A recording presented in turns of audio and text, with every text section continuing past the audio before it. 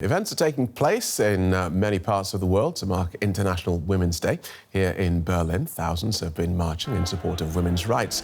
For the first time, it's been declared a public holiday in the capital, the only part of Germany to do so. The march is in protest against sexism and gender discrimination around the world. DW's Melinda Crane is covering one of those rallies in Berlin. Let's join her and find out how things are going. Welcome, Melinda. Tell us about the turnout. Tell us what's expected to happen today.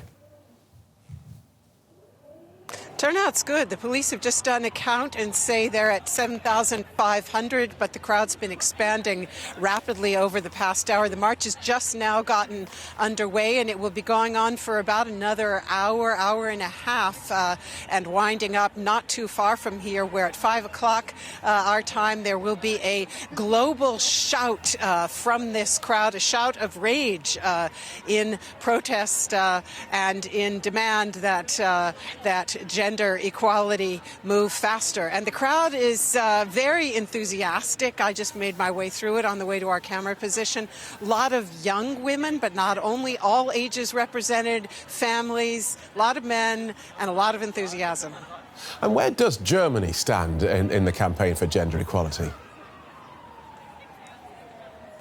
There's a lot of room for improvement. Various studies give different numbers, but for example, the World Bank says Germany is somewhere around 31st place in the world rankings, but behind a number of other countries that are less wealthy than this one. And if you look at specific aspects of gender equality, the picture is quite uneven. For example, there's a wage gap here of over 21%.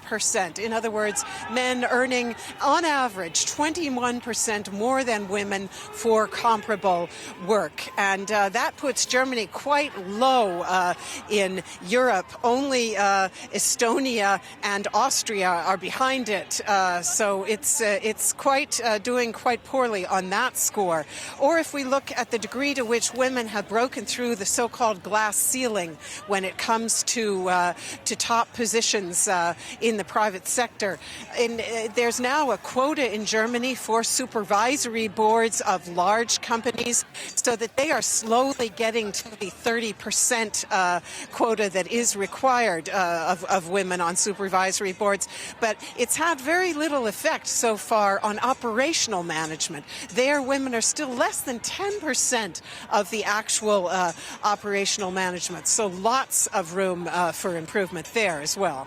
And are there theories as to why Germany is so far behind, given its generally progressive reputation?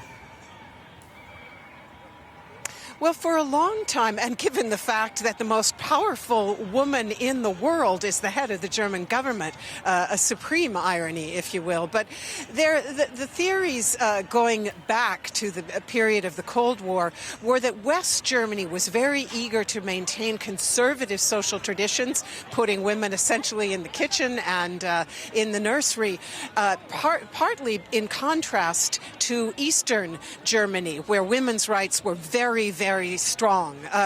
But of course, that was 30 years ago that the Berlin Wall fell.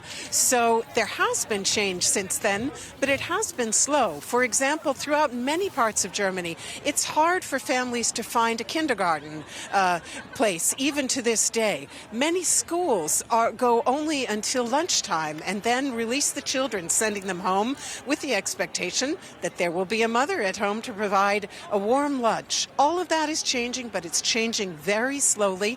This government has made some of those issues priorities, but as I say, there's still a lot of work to be done. Melinda Crane in central Berlin. For now, thank you.